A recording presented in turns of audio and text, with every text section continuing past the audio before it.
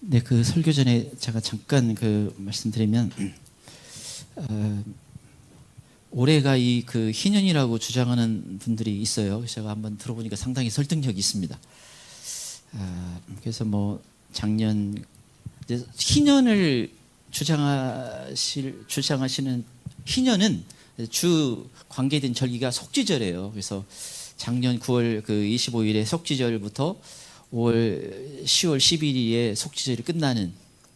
근데 이제 그분들은 상당수는 이제 그게 7년으로 들어가는 것으로 이렇게 얘기를 하더라고요. 근데 이제 뭐 성경을 거기 가르치는 뭐 분도 있고 외국 분들인데 이제 뭐 상당히 설득력 있게 주장을 하시는데, 근데 정확히 우리가 희년 연도를 몰라요. 그냥 대략 이 전후 한 2, 3년 내에 있을 것이다, 이런 정도에서 주장하는 게 조금 다를 뿐입니다. 물론 희년 자체는 굉장히 중요하죠. 예수님이 그 희년을 선포하시고 은혜를 선포하셨어요. 그게 희년이 들어간 겁니다. 근데 거기 예수님 빼먹은 게 있죠. 보복의 날이 있다. 그 마지막 때를 의미합니다. 희년은 대단히 중요한데, 이제 정확히 날짜를 주장하는 게 이제 조금씩 연도가 틀리긴 한데, 하여튼 올해 주장하는 분들도 있고, 물론 내년에 주장하는 분들까지도 있습니다. 뭐 내년에는 이제 주장하는 분들은 이제 올해 그냥 절기 지키는 그냥 절기가 있다, 평안이 지나는 때는 올해로 끝난다, 뭐 이렇게 많이 주장해요. 근데 거기는 예언 사역자들이 많이 들어가 있습니다. 아무튼 뭐 주장하는 게 이 절기와 관련해서 있습니다. 있어서 아무튼 기도해 하시면서 준비를 해 나가는데 중요한 때를 보내고 있다는 건 저는 아주 확신을 가지고 있습니다. 자, 오늘 하나님 말씀 민수기 28장 26절 31절입니다.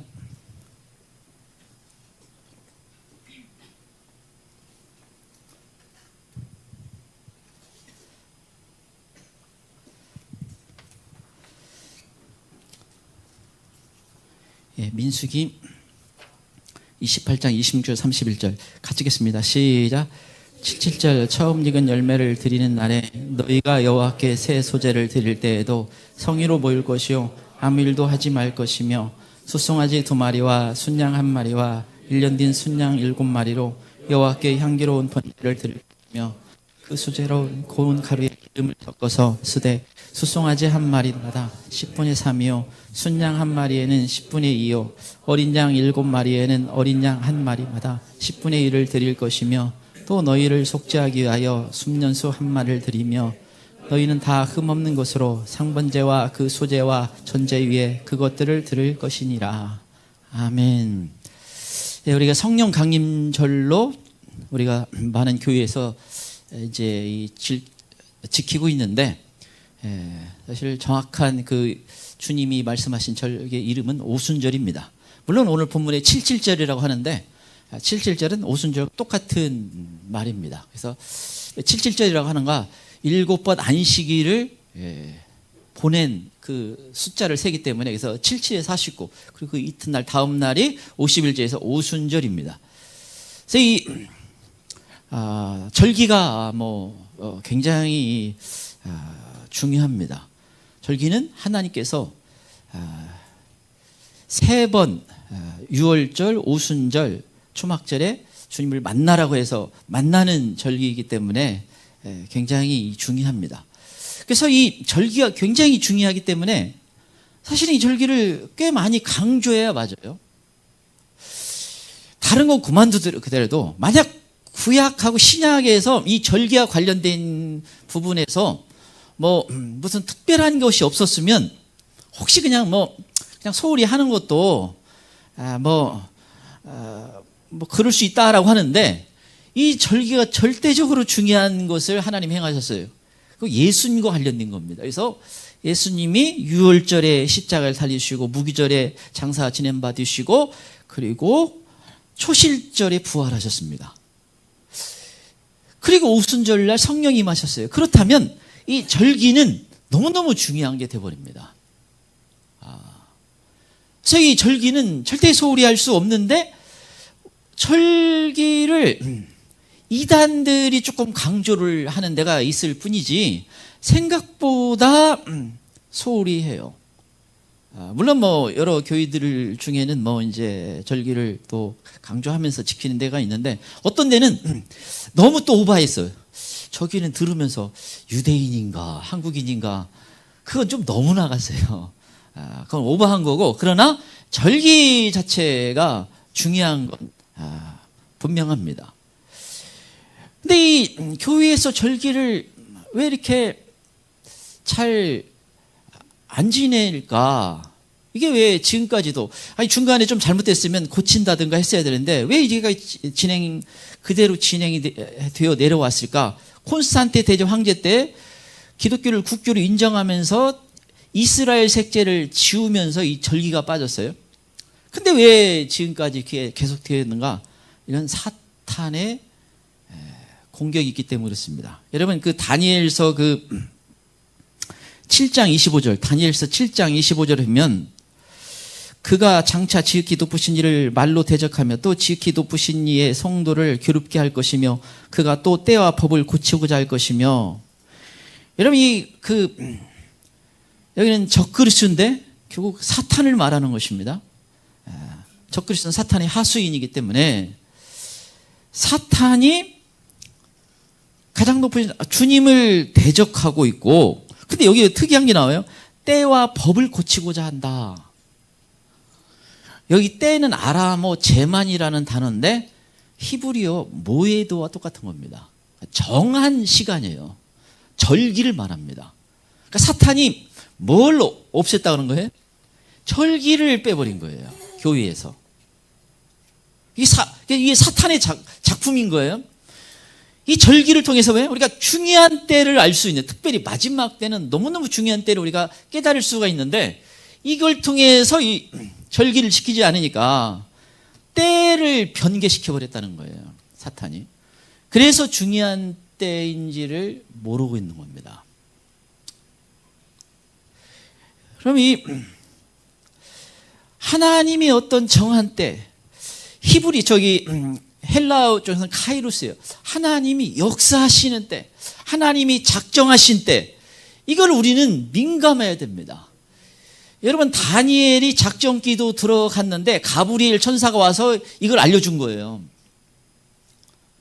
아주 중요한 걸 알려준 것입니다. 그런데 이게 세상 끝에 있는 내용이다. 세상 끝에 마지막 때에 대한 내용을 알려준 겁니다. 그때에 관련된 내용이다. 지금은 봉함하라, 뭐 이렇게 전했습니다.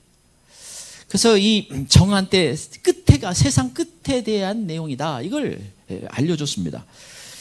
그래서 여러분, 이 때를 이제 우리가 사탄과 씨름하게 돼 있어요. 이 때를 얘기하면 그냥 경기를 일으키는 분들이 많아요. 뭐 2단 3단 하냐 뭐죠. 여러분, 예수님이 뭐라고 했어요? 너희가 어떻게 천지의 기상은 분별할 줄 알면서 왜 이때는 모르느냐. 여러분, 예수님 당시에 대부분의 사람들이 왜 망한 인생이 됐어요? 예수님 말한 그 때를 분별하지 못해서. 근데 왜 이때가 어느 때인지를 너희 그렇게 분별하지 못하느냐. 지금도 마찬가지예요. 많은 사람들이 뭐가 문제가 돼요? 때가 어느 때인지 모르는 게 문제가 됩니다. 그게 망하는 아주 중요한 이유가 돼요. 그런데 결국은 그게 누가 한 거예요? 사탄이 한 겁니다.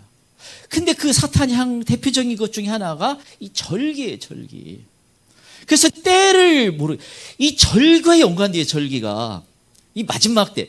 여러분, 하나님께서 예수님을 유월절에 십자가에 달리시고, 무기절에 장사되시고, 초실절에 부활하셨어요. 오순절에 성령이 임했어요. 그러면 절기 7적일인데 최소 그냥 별 생각이 없는 사람도 절기를 만약 계속 붙잡고 있었으면 그럼 절기에 관련해서 뭐 하나님이 하시려고 하나? 그 절기가 무슨 뜻이 있을까? 이 절기는 또 어느 때를 알려줄까? 이걸 관심 가졌으면 상당한 부분에서 열려질 텐데 이걸 놓치는 겁니다. 그거 유대인들이 하는 거 아니야? 레위기 13장 2절에 말해요. 여호와의 절기다, 나의 절기다 이렇게 얘기했어요. 유대인의 절기라고 말하지 않고 나의 절기다 이렇게 말씀하셨어요. 그래서 관심을 가져야 돼. 그리고 예수님과 관련해서 이루어졌기 때문에, 그래서 우리가 이 하나님의 정한 때, 역사하신 때를 우리가 소망하고 기도해야 됩니다. 그래서 인내로 기도하고 기다릴 줄 알아야 돼. 먼저 기다릴 줄 알아야 하고, 또 하나가 준비해야 됩니다. 준비. 하나님이, 여러분, 우리가 그냥 보내는 게 아니라 준비해야 돼. 준비. 첫 번째 때를 분별해. 때를 분별하고, 이때가 어느 때인지 때를 분별할 줄 알아야 되고, 그리고 그 때를 이제 기다릴 줄 알아요. 때가 다 되었구나. 그래서 일종의 오순절처럼 카운트다운이 있는 거예요. 때가 다 되었구나.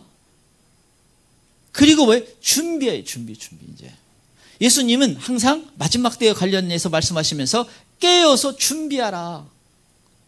지금은 때를 분별하고 깨어서 준비하는 거예요. 정말 이 카운트다운, 제가 자세히 말씀드릴 수 없지만 그게 저는 100% 아는 게 아니기 때문에, 주님만 100% 알잖아요. 그런데 많은 걸 깨닫게 해주신 그것은 사실은 너무너무 시간이 촉박한 시간에 살고 있습니다. 그래서 뭐예요? 준비해. 준비. 중요한 걸 내가 붙잡아야 되니까. 여러분, 그냥 많은 사람은 그 주님 오시면 오시는 거지, 나는 내일 지구가 망해도 오늘 사과나무 하나 심겠다나? 그게 성경이에요. 개똥철학이에요. 그 사탄의 말이에요. 그게 세상적인 말이지. 어떤 믿는 사람도 그런 얘기예요. 오늘 사과나무 하나씩. 뭔 사과나무를 심어? 당신 회개 기도해야지. 참. 근데 이런 이상한 생각을 갖고 있어요. 그건 성경적인 거 아니에요. 그래서 준비해. 예수님이 승천하시면서 제자들에게 약속하신 것을 기다리라. 그러면 중요한 거 있구나. 그래서 오로지 기도에 힘쓰면서 약속하신 것을 기다렸다는 거예요. 그게 우리가 준비하면서 기도하면서 기다리는 거예요. 또 회개 기도하고, 아까 주님이 기뻐하는 사람으로 준비되어야 돼요. 그것도 중요한 게 성품 또.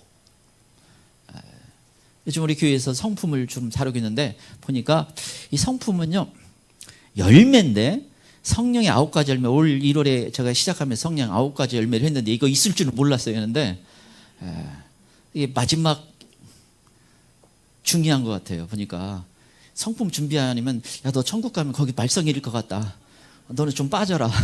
곤란해. 변화되는. 여러분, 이게 모세가 내가 40세 돼가지고 내가 이제 뭔가 하겠지. 내가 뭔가 알고 교육도 많이 받고 내가 애굽의 왕자고 힘이 있고 내가 뭔가 이스라엘 민족을 위해서도 뭔가 할 수 있을 것 같다. 나갔는데 망쳐버렸어요. 그래요? 성품이 안 다듬어졌어요. 성품이 분노하고 씩씩거리고 준비가 안 돼요. 준비가. 그러니까 주님이 너 40년 광야에서 준비해라. 진짜 준비 안 되면 저기 환란 속에 집어 넣는 수가 있어. 주님이 거긴 잘 준비할 수 있는 게 짧은 시간에 확실히 준비되지. 그래서 여러분, 이게 이런 준비되는 게 중요합니다. 그리고 뭐예요? 마지막 끝에 이제 때를 아니면 기회가 왔을 때 붙잡아야 돼요. 기회가. 지금 기회가 주어지고 있는데 그것을 붙잡는 게 너무 중요해요. 이건 정말 어마어마한 거예요. 마치 그래요. 주님이 예상 문제를, 시험 문제를 100문제를 알려줬어. 여기서 시험 나온다. 커트라인만 넘어라. 여러분, 참 또 제 얘기 나오네. 어제 중학교 때 저는 이제 한번 선생님이 공부 못하는 애들을 위해서 그런지 예상 문제를 알려줬어요. 예상 문제를 가지고 풀이까지, 수학도 풀이까지 여러 시험 문제, 예상 문제를 알려준 거예요. 그 중에서 이제 예를 들면 100문제에서 25문제 나온다 이런 식으로 알려준 거예요. 근데 제가 그 당시에 이제 중학교 때 마침 한번 은혜 받아가지고 내가 새벽을 깨우리라 하면서 이제 그 당시에는 우리 산 중턱에 있는 교회까지 가려면 이게 한 새벽에 혼자 일어나가지고 간다는 건 쉬운 게 아니에요. 그냥 일찍 했는데 마침 내가 새벽에 일어나는 습관이 돼 있어가지고 새벽기도 딱 갔다 와가지고 그게 머리에 쏙쏙 들어와. 가지고 갑자기 45등 하던 애가 그때 9등인가 그 천재 개벽할 일이 생긴 거예요. 그 이제 근데 칭찬이 얼마나 많아요 이제. 그러니까 나도 이렇게 살아볼까? 그래서 공부가 시작한 거예요. 나도 그냥 여기 맞춰 살아야겠다. 가지고 그냥 그때 당시는 되게 애들이 공부를 안 넣을 때라 공부를 열심히 하면 등수가 쑥쑥 올라가요. 나중에 막 더 올라가더라고요. 근데 여러분 하나님이 알려주고 있어요. 알려주세요. 이게 얼마나 복되고 귀한 것인지 상상할 수 없이 중요한 시험인데 그걸 알려주고 있어요. 예상 문제를 딱 알려준 거예요. 사실 우리에게 이 성경 주신 것 자체가. 그리고 휴거도 일어나고 마지막 그 영광의 자리에 갈 수 있도록 알려준 건데 이것마저 그냥 안 해버리면 할 수 없어요. 그건 제가 천국 지옥 하는 듣다 보니까 얼마나 끔찍한지. 거기 지난번에는 두 주 전인가는 13살짜리 그 지옥에 있는 내용 하니까 정말 눈물이 날 정도더라고요. 그게 얼마나 작아요. 초등학생. 근데 지옥에서 끔찍한 고통을 당하고 있어요. 지옥이 얼마나 무서운지를 몰라서 그래요. 회개 않는 이유가. 그래 여러분 누구든지 주님이 주신 기회를 놓치고 그걸 에서처럼 멸시하면 소홀히 하면 그 대가를 지불하는데 이 시대는 너무너무 참 안타까운 시대예요. 신앙이 뒷전으로 밀린 거예요. 그리고 굉장히 중요한 걸 놓쳐. 이건 평생 우는 수준이 아니에요. 이건 성경에 보면 영원히 슬피 울며 이를 갈미 있으리라. 얼마나 안타까운 일이에요. 근데 여러분 우리에게 너무나 연약하고 너무나 부족한 우리에게 은혜를 주셔서 때를 분별하게 해주시고 그리고 그를 깨닫게 해주시고 준비할 수 있도록 도와주셨어요. 이건 정말 상상할 수 없는 은혜예요. 이게 안 되면 안 되는 거예요. 지금은 어쩌면 처절하게 준비를 해야 돼요. 너무 중요하기 때문에. 지금 소홀히 한 건 그건 어떤 것으로도 그건 메꿔지지 않아요. 그래서 여러분 주신 기회를 놓지 않은 그게 바로 카이루스예요. 카이루스에 기회라는 의미가 들어요. 이 절기 뭐에 들어가는 게 기회가 들어가요. 기회가. 이건 기회가 왔다라는 거예요. 기회가 주어지고 있다. 그걸 놓치지 말라는 것입니다. 그래서 이게 우리에게 중요합니다. 특별히 이 또 오순절이 아주 중요해요. 왜냐하면 이 오순절이 열매, 추수의 절기, 추수의 절기, 유월절, 오순절, 추막절이 추수의 절기입니다. 우리에겐 추수는 성경이 영적인 추수고 우리의 영혼 추수예요. 그래서 주님이 어떻게 역사하실지는 다는 모르지만 우리는 어떤 사람이 마지막 때에 깨어 있으면 이건 긴장할 수밖에 없는 거예요. 긴장할 수밖에. 절대 소홀히 할 수가 없는 게 이게 들어가 있어요. 왜냐하면 열매가 돼요. 그래서 첫 번째 이 오순절이 중요한 게 오순절은 처음 익은 열매를 드리는 날입니다. 첫 번째, 오순절은 처음 익은 열매를 드리는 날입니다.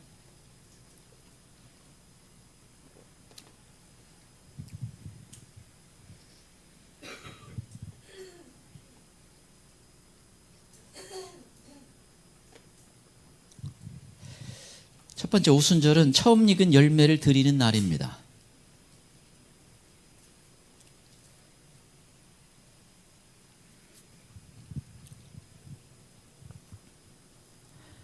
26절 보겠습니다. 26절 같이 읽겠습니다. 시작. 77절 처음 익은 열매를 드리는 날에 너희가 여호와께 새 소재를 드릴 때에도 성의로 모일 것이요 아무 일도 하지 말 것이며. 여기 77절은 오순절이죠. 여기 오순절은 곧 처음 익은 열매를 드리는 날이다. 처음 추수, 처음 영혼 추수를 하나님께 드리는 날이다. 근데 이게 유월절 들어가 있어요. 유월절은 그런데 보리 추수를 말하는 것이고, 그리고 오순절은 미래 추수를 의미합니다. 성경에 보면 차례대로 추수가 있다고 그래요. 첫 번째 누구예요? 예수님. 그리고 두 번째 우리. 그러면 여러분, 유월절은 뭐예요? 열매가 있는데, 그 추수가 있는데, 그 보리 추수인데, 그건 사실은 보통 사람, 일반 사람들의 추수는 그 당시 보리 추수는 아니에요. 가난하고 아주 일부의 사람들. 그리고 미래 추수는 이제 본격적인 대다수의 사람들의 추수가 있는 추수를 말합니다. 근데 이게 미래 추수예요. 사실은 이걸 보면 이게 너무 중요한 단어가 들어가 있어요. 이것도 참 그래요. 그래서 이 오순절이 소홀히 할 수가 없는 거예요. 소홀히 할 수가. 왜 그래요? 추수가 있기 때문에. 근데 유월절은 예수님의 첫 번째, 예수님이 부활하시고 첫 번째 추수가 된 거예요. 그러니까 오순절은 사실은 우리에게 상당히 가능성이 많이 있다, 이렇게 볼 수밖에 없는 게 이 오순절입니다. 예수님도 또 추수를 얘기하는데 특별히 밀추수를 얘기했어요. 이 밀추수. 그래서 이 마태복음 13장 30절, 둘 다 추수 때까지 함께 자라게 두라. 추수 때는 내가 추수꾼에 말하기를 가라지는 먼저 거두르고 불사르게 단으로 묶고 곡식은 모아 내 곡간에 넣으리라 하리라. 제가 이 본문을 오늘 하나밖에 소개 안 했지만 이게 여러 개 소개하는데 주 내용이 뭐냐면 분리가 일어난다는, 분리가 나누어진다는 거예요. 나누어진데 뭐예요? 여기 이제 이 곡식, 이 추수가 무슨 추수냐? 곡식인데 시토스라는 단어인데, 헬라어 시토스예요. 이게 밀추수라는 말이에요. 밀이란 말이에요. 그래서 우리 말에는 곡식이라고 되어 있는데, 그냥 있는 그대로 밀추수라고 하면 더 쉽게 될 텐데 밀추수예요. 근데 이건 예수님이 이거 오순절 배경으로 한 거 아니야? 이렇게 생각을 할 수가 있는 부분이 있어요. 그리고 이어서 예수님이 마태복음 13장 39절에 추수 때는 세상 끝이 없고 추수 끝은 천사들이니, 그러면서 뭐예요? 진짜 중요한 추수가 있는데 세상 끝에 있는 추수다. 이 마지막 때에 진짜 중요한 추수가 있는 거예요. 근데 여러분, 2000년 동안 믿는 사람의 다수가 지금 시대에 살고 있어요. 제가 여러 번 말씀드렸지만 우리나라는요, 100년이 넘어가면 믿는 사람이 거의 없어요. 한 1900여 년, 그냥 우리나라 몇천 년 동안 믿는 사람이 모르겠어요. 그냥 유럽으로 혹시 배 타고 가다가 풍랑만 나고 가서 믿는 사람이 있는지는 모르지만 거의 없었잖아요. 지금은 얼마나 복받았어요. 800만, 1000만이라 했다. 여러 가지 모르지만, 그러나 굉장히 많은 사람이 하나님 자녀가 있는 건 확실한 거죠. 그래서 근데 놀라운 이 세상 끝에 추수가 있는데, 이것을 예수님은 사실은 밀추수를 또 콕 집어서 얘기를 하고 있는 거예요.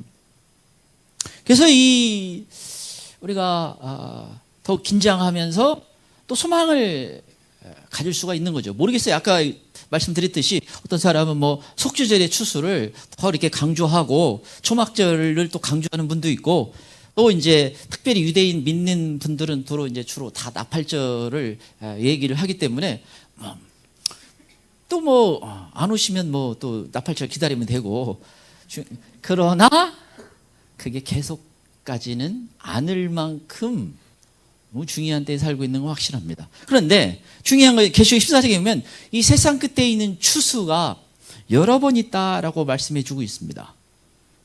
그래서 이 요한계시록 14장 4절이면 처음 익은 열매, 여기 나오는 우리가 지금 밀추수를 얘기해요. 여러분 요한계시록 14장 1절에서 5절에 보면 하늘 시온산에 서 있는 보좌 앞에 있는 성도들, 15장에 가면 환란 속에 나온 성도들인데 14장은 그런 게 없어요.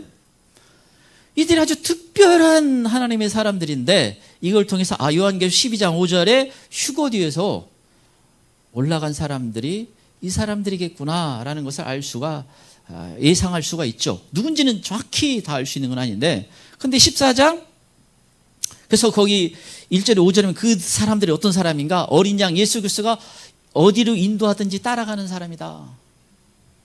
예수님이 가시는데 그냥 무조건적인 순종하는 사람들이에요.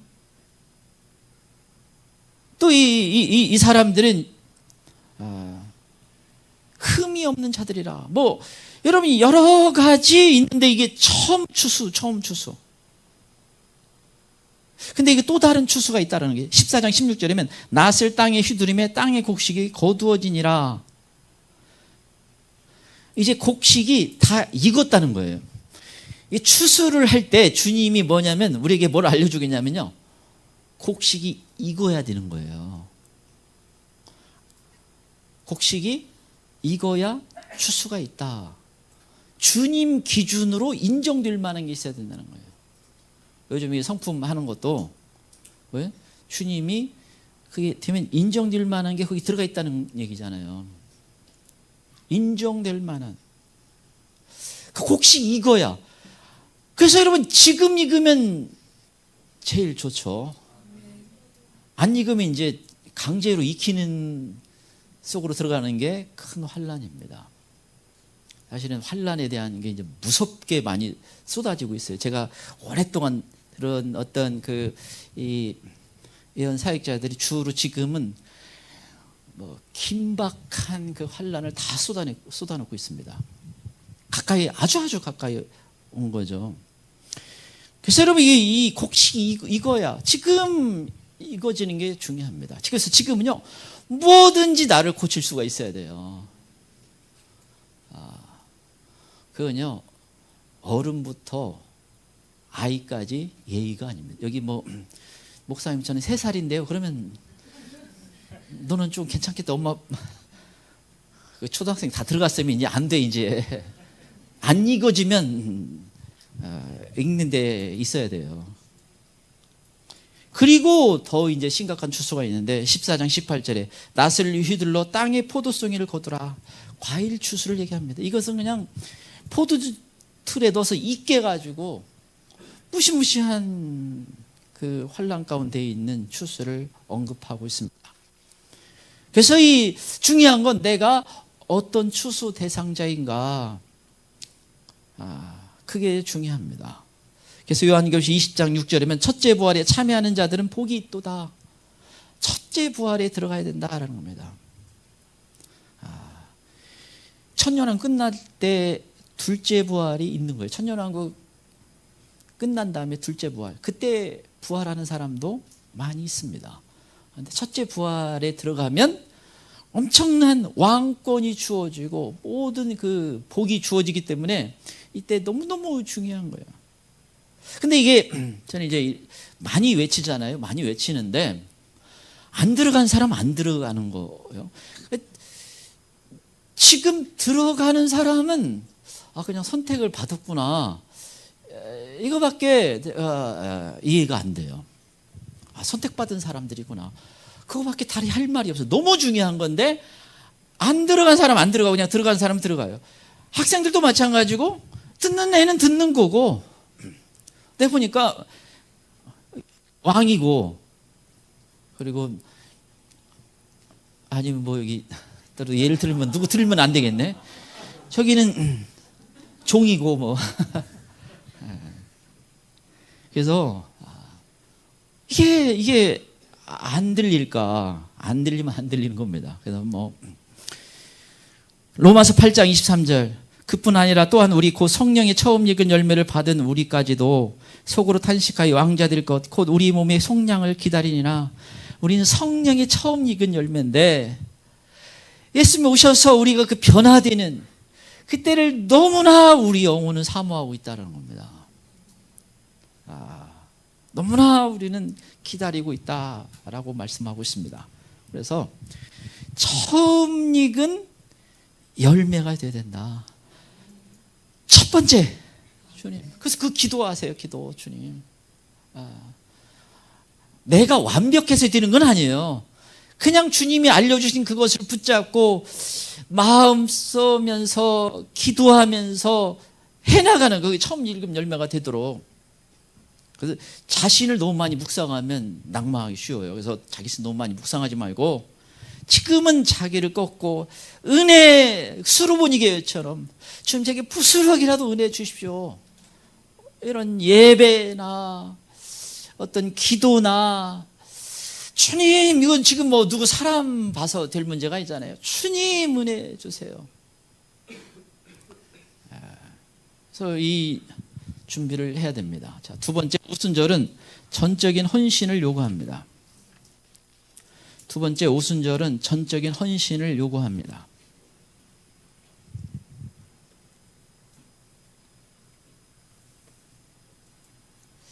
두 번째 오순절은 전적인 헌신을 요구합니다.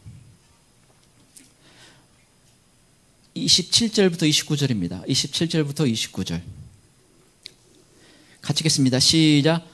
숫송아지 2마리와 순양 1마리와 1년 된 순양 7마리로 여호와께 향기로운 번제를 드릴 것이며 그 수제로는 고운 가루에 기름을 섞어서 쓰되 숫송아지 1마리마다 10분의 3이요 순양 1마리에는 10분의 2요 7마리는 어린 양 1마리 10분의 1을 드릴 것이며. 여러분이 뭐 여러 주님께 드리는 제사가 여러 가지 있어요. 뭐 번제, 소제, 화목제 뭐 여러 가지 있는데 이 번제로 드리라 이건 다 태워 드리라라는 겁니다. 그래서 화제라고 그래요. 이건 전적인 헌신을 말하는 것이고 전부 다 주님께 드리는 것입니다. 지금 이 오순절에 하나님이 드려야 할 것은 전부 다 드리는 신앙이 되어야 된다. 이걸 강조하고 있어요. 여기 향기로운 번제라고 하는데 이 향기롭다는 건 주님이 이제 흠양하시는 건데 그냥 우리 인간의 냄새로 맡는 게 아니라 하나님이 기뻐 받으시는 걸 말해요. 근데 전부를 드릴 때 하나님이 그걸 기뻐 받으신다라는 거예요. 우리 이 신앙은요, 신앙생활을 그냥 주일날 가니까 아니면 뭐 수요일 가니까 잠깐 그 시간만 내가 어떻게 해볼까 뭐 이런 건 아직 은혜를 못 받은 거예요. 은혜를 받으면 할아버지 할머니나 아이나 은혜 받은 건 확실히 다른 게 있습니다. 은혜를 못 받기 전까지는 뭐 안 돼. 이게 은혜 받아야 하고 성령 받아야 되고 오순절 뭐예요? 성령이 임했어요. 그러니까 진짜 오순절을 제대로 준비하려면 뭐가 있어야 돼요? 성령 받아야 된다는 걸 말해요. 오순절 날이 이름에 성령이 임했다라고 사도행전 2장에 말씀하고 있어요.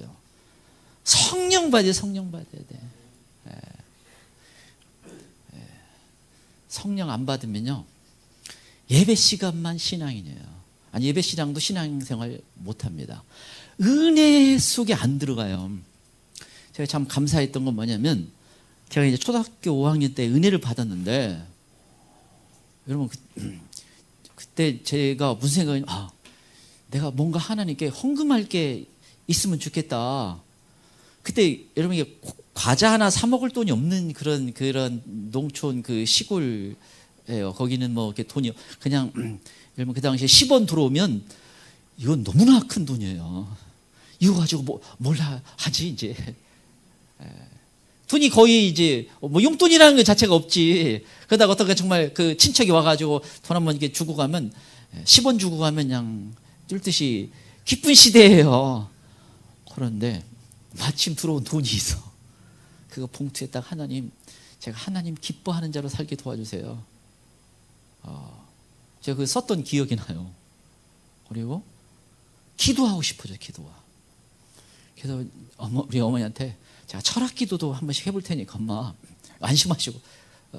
그때는 뭐 그 무서운 시대도 아니고. 그래서 초등학생도 사실 은혜 받으면 달라요. 근데 중요한 건 그 당시는요, 그런 애들이 꽤 많았어. 부모님이 너무하게 신앙생활 잘해라 그런 거 거의 없었어. 그런데 그렇게 은혜 받은 애들이 눈에 많이 띄었어요. 시대가 좋은 거다 보니까 은혜 받기 쉬운, 가난한 거예요. 그러니까 심령이 가난해진 거예요. 근데 지금은 우리 교회 정도면 대단히 복된 거지만 은혜 못 받는 애도 못 받아요, 사실. 그건 뭐 은혜 받는 애는 받는 거예요. 그건 어떻게? 그 놀라운 은혜지, 놀라운 은혜가. 그래서 여러분 근데 주님은 전적인 전부를 원해요, 전부를. 그 나를 다 드리고 싶다 이 생각을 가져야 돼요. 근데 이제 제가 중간에 이제 학창시절 머리가 좀 크다 보니까 내가 다른 건 몰라도 사역자 되면 안 되겠구나. 그럼 별로 안 좋은 길이구나. 그래서 제 친구 한 명이 이제 신학교 간다고 했을 때 말릴까 말까. 굳이 어려운 길을 가냐, 뭐 이렇게 했는데 다시 또 청년의 막 성령의 능력으로 성령을 받자. 다시 또 주님 저 좀 써주세요. 좀 저 좀 그때 직장 생활하고 있는데 좀 저 좀 써주세요. 안 써줄까봐 이제 겁나는 거예요.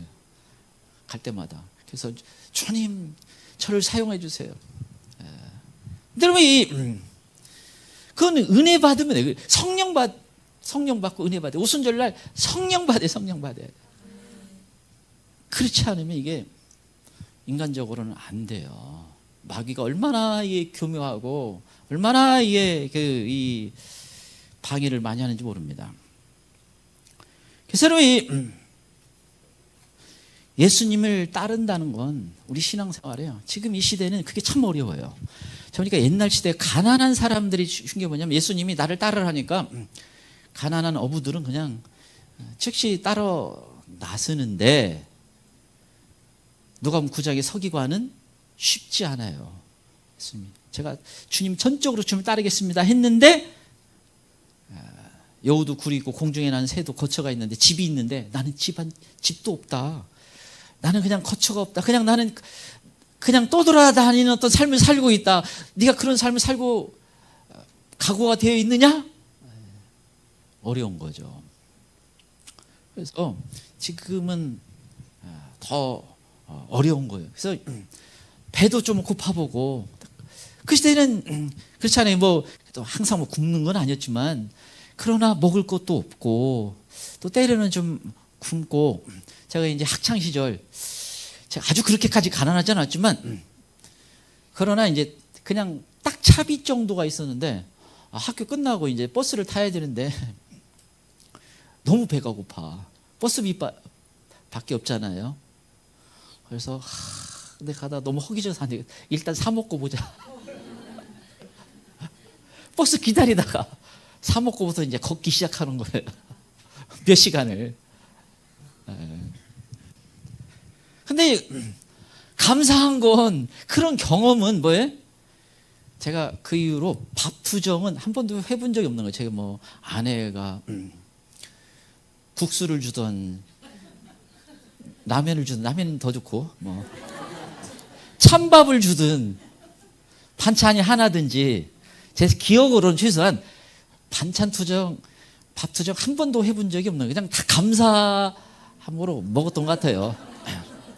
아니 뭐 주님 죄송해요. 제가 이게 자랑하려는 게 아니라 그냥 시대가 그랬다는 게 시대가 여기 뭐 요즘 애들은 막 뭐 개똥아 밥 먹어라 뭐 해도 불러도 잘 안 나오잖아요. 근데 우리 시대는 그 시간 안 가면 밥상 이미 치워졌는데 그래서 그게 감사한 거지. 감사가 더 쉽잖아요. 지금 애들은 감사가 더 어려운 거예요. 지금 가난하다 해서 그때 저희 집 완전 가난한 집이 아니었음에도 불구하고 그때보다 훨씬 낫잖아요. 그러니까 애들이 더 어려워요. 그러니까 하나님의 그 은혜에 감사하는 것도 적어진 거예요. 적어진 거. 그러니 얼마나, 제가 지난번 얘기했죠. 기념책에 기록되는 게 말인데 감사를 많이 해야 되거든요. 밥 하나 놓고 투정하면 그거 안 돼요. 그건. 여러분이 내 말이 기록이 된다면 이건 잘못됐다면 빨리 얘기하고, 그리고 거기에 찬양하고 감사하는 말, 그게 들어가야 되는 겁니다. 기도가 얼마나 또 좋은 언어예요. 그 다음에 하나님을 찬양하는, 이 시간 이 찬양할 때 내가 진짜 마음을 다해서 하나님을 찬양하고 싶다, 그렇게 찬양을 해야 되는 거예요. 그게 기록이 되는 겁니다. 제가 이제 참, 우리 어머니가 연약해서 이제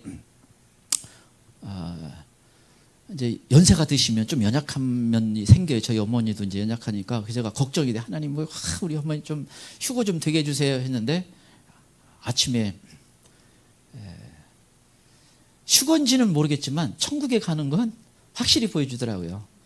일종의 무슨 우주선 같은 거를 탁 앞에 대기시켜 두더라고요. 그래서 이제 안심이 딱 돼요. 그래서 이제, 그런데 옛날 성도들이 보여. 아주 옛날, 제가 어릴 때 성도들이 보여서, 이게 가까이 온 건지 주님이 은혜를 주시고 있어요. 전적인 헌신이 중요합니다. 자, 끝으로 세 번째, 오순절은 죄를 씻고 흠이 없는 것을 주님께 드리는 절기입니다.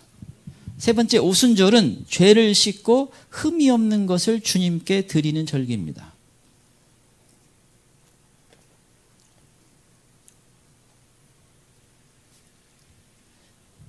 세 번째, 오순절은 죄를 씻고 흠이 없는 것을 주님께 드리는 절기입니다.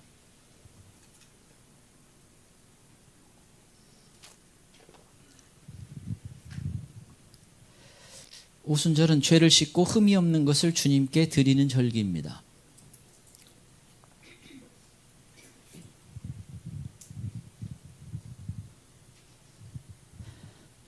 30절 31절 보겠습니다. 30절 31절 같이 읽겠습니다. 시작.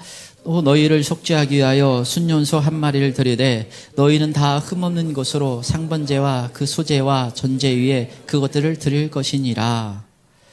흠이 없는 것으로 주님께 드려야 된다. 이건 우리가 주님께 흠이 없이 주님께 드려지는 우리가 되어야 된다라는 것을 의미합니다. 흠이 없는 걸 하나님이 받으신다라는 거예요. 근데 여러분, 이 흠이 없어야 된다는 것을 성경에 찾다 보면 놀랄 만한 것이 많이 있어요. 그래서 데살로니가전서 2장, 3장, 5장이면 흠이 없어야 되는 걸 반복해서 말씀하는데, 다 뭐냐면 예수님의 재림과 관련해서 말씀하고 있습니다. 그래서 너 영과 혼과 몸이 흠이 없기를 원한다. 흠 없이 보존돼야 된다. 디모데전서 6장 14절에서도 그리스도께 나타나실 때까지, 예수님이 나타나신 재림을 말합니다. 흠도 없고 책망받을 것이 없어야 된다. 아주 명백히 책망받을 것이 없어야 된다, 이런 거예요. 우리가 뭐 완벽하다는 말이 아니에요. 고린도서 1장 8절에서도 그리스도의 날에 책망할 것이 없는 자로 끝까지 견고하게 하시리라. 책망할 것이 없는 자로서, 이건요 사람이 보기에 그런 게 아니라 주님 보시기에 아주 명백하게, 너는 왜 그거 회개 안 했냐, 너는 왜 그거 안 바꾸냐, 이런 게 없어야 된다라는 거예요. 언제요? 예수님의 재림 때.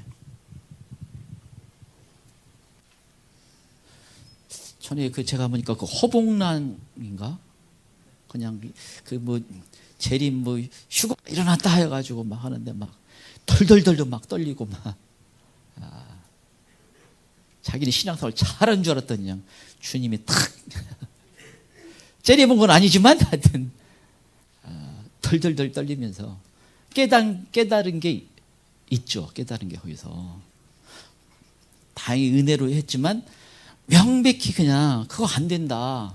그건 바꿔야 되는데, 여러분 지금 자신을 그냥 바꾸는 어떤 것을 기꺼이 하려고 하는 마음이 없으면 그냥 그거 안 되는 거예요. 그냥 내가 이거 주님이 정말 안 기뻐하겠구나. 그러면 나를 기꺼이 바꾸겠다고 하는 태도가 확실히 있어야 돼요. 확실히. 그런 건 그런 건 나한테 얘기하지 마. 그럼 이미 그분은 아닌 거예요. 그냥. 왜? 나를 그냥 그냥 주님이 뭔가를 말씀하시는데 뭐예요? 나한테는 그런 거 하지 마. 그럼 뭐예요? 나는 안 하겠다는 거예요. 책망받을 거 흠이 없어야 된다. 이거 주님의 시각인데, 이거 우리가 완벽한 걸 요구하는 게 아니죠. 그래서 여러분 이것을 기억해야 돼요. 요한계시록 14장 아까 1절에도 어린 양의 쑥을 쓰고 어디 인도하니 따라가는 자며 처음 익은 열매인데 거기에 흠이 없는 자들이더라. 그래서 지금은 그 마음이 가까이 오고 있는데 그 마음이 있어야 돼요.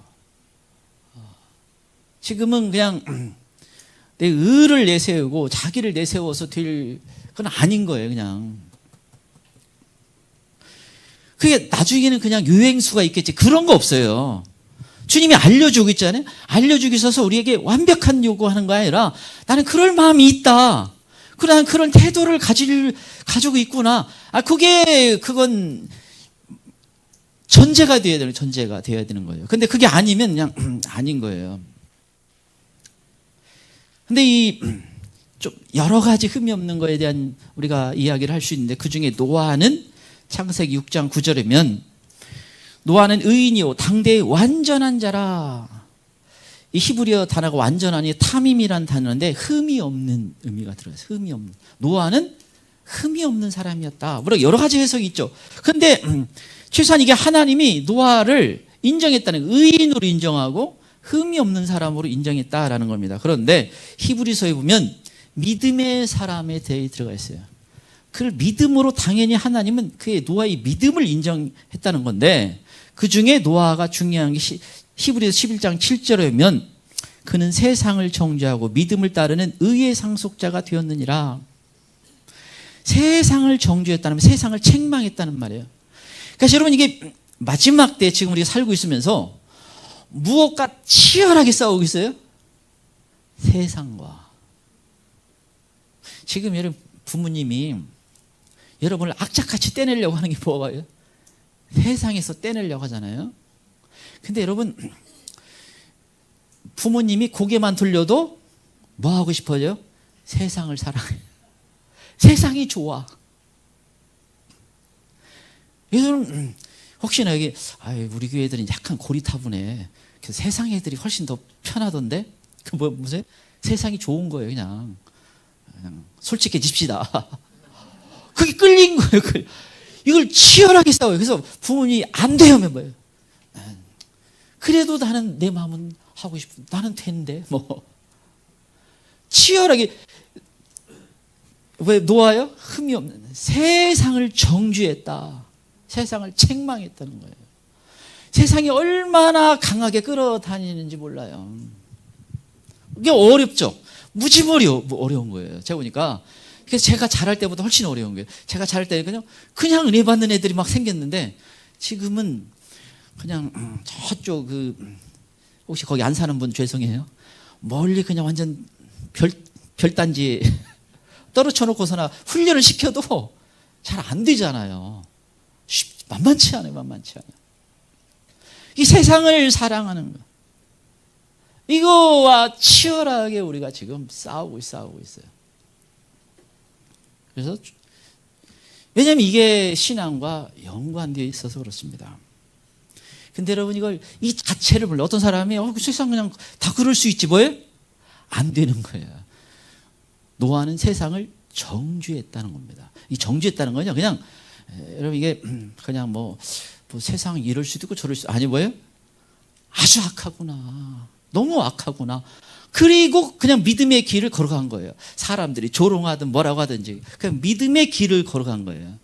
이게 어렵죠. 그래서 제가 자주 한번 얘기하잖아요. 너무 잘 안 된다 그러면 우리에게 하나의 방법이 있어요. 저쪽 자주 한 달에 한 번씩 가는 데 있죠. 거기서 부모님 폰도 내려놓고 저 거기서 한 서너 달만 살게요. 그냥 밥에 먹으면서 너무 안 되니까 거기서 때 보니까 그분 가면 이제 인터넷도 다 끊어놓어야 할 것 같고 이게 쉽지가 않잖아요. 얼마나 어려워요. 그런데 이게 안 됐잖아요. 확실히 안 됐다고 할 때 어떤 일이 발생하냐? 환란이 오면 다 끊어집니다.